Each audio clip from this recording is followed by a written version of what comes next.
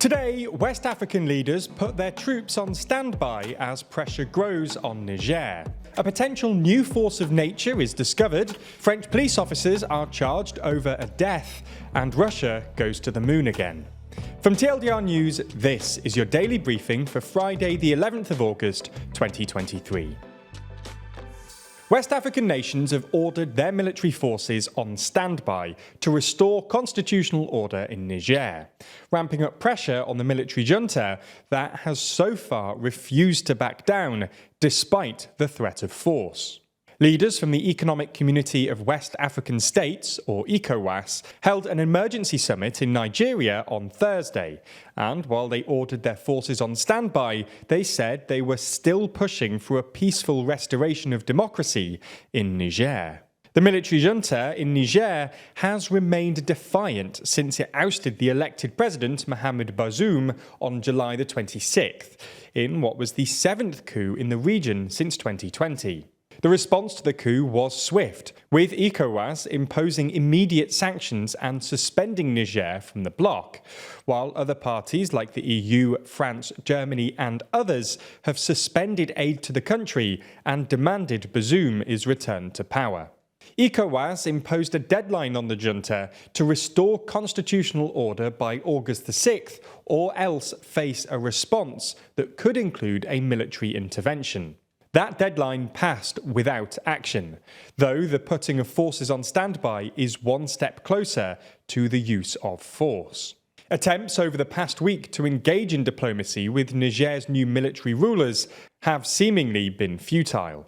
The junta denied entry permission for a joint delegation from West African states, the African Union and United Nations, and also snubbed a meeting with a senior US envoy.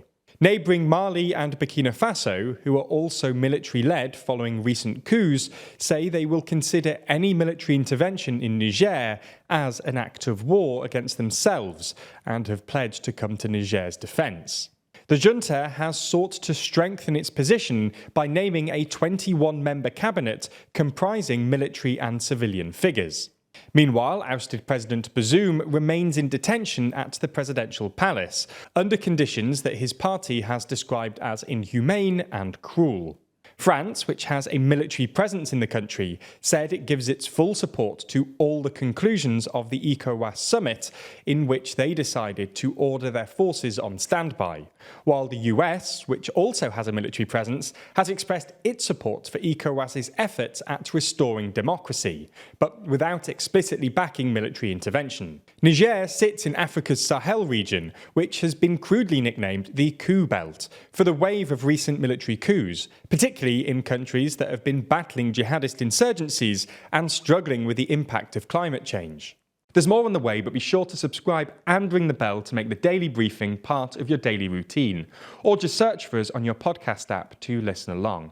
Scientists have reportedly found a potential new force of nature.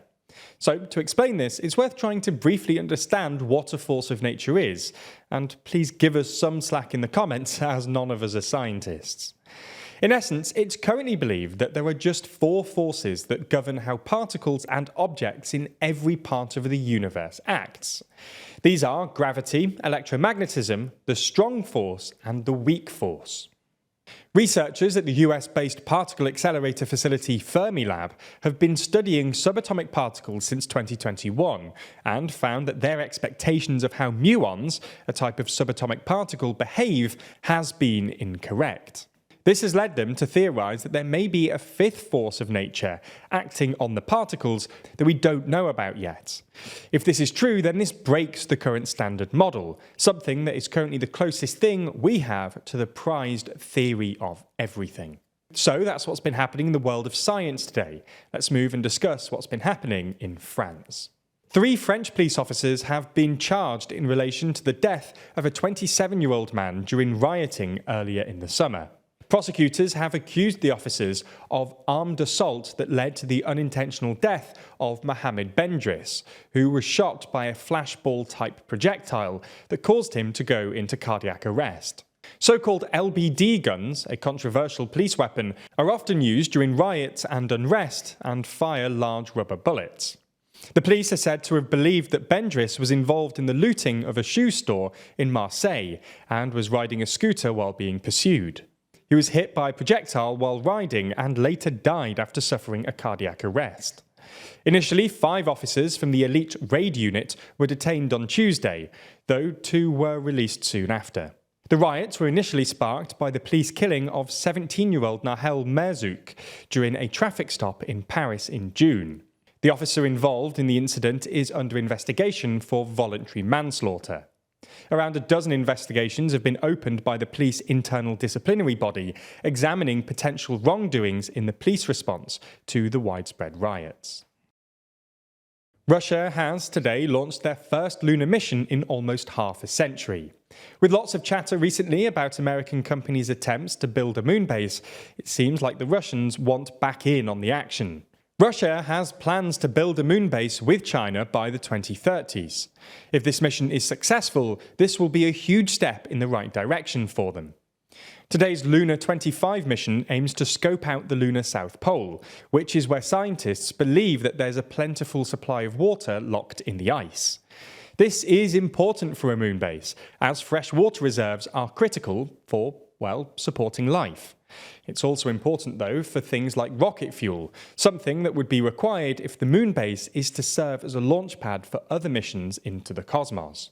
For their part, the US doesn't seem all that worried about the Russians' progress.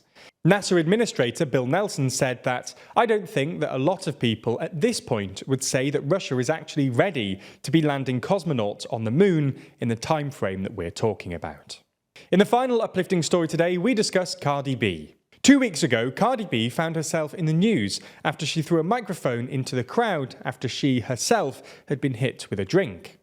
Police looked into the footage and confirmed that she would not face charges. Today, the audio equipment hire company that owns the microphone in question has auctioned it on eBay for charity, hoping that the item would garner about $5,000. The listing ended after someone bet $99,000. The money raised will go towards the Wounded Warrior Project, a veterans charity. Finally, Jack sits down and quizzes Rory and I on this week's news in our series, the TLDR Quiz. Why is that stupid? I'm not saying no, I'm just looking at you. Wow. Yes. Unrelated. Someone's buzzed in. No one buzzed. It was my grandma buzzing in. Rory? Too late. Speak Belarusian. That's our daily discussion exclusively on Nebula.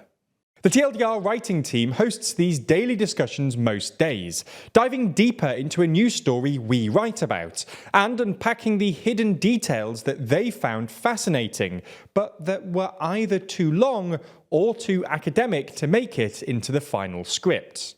If you want to check this series out, you can find the episodes exclusively on Nebula. The best news is that Nebula is less than £2 a month and provides you with ad-free and exclusive videos from TLDR and a ton of incredible content from other creators like Johnny Harris, Real Life Law and Legal Eagle. Check it out by clicking the link in the description and make sure you use our link so they know that you came from us.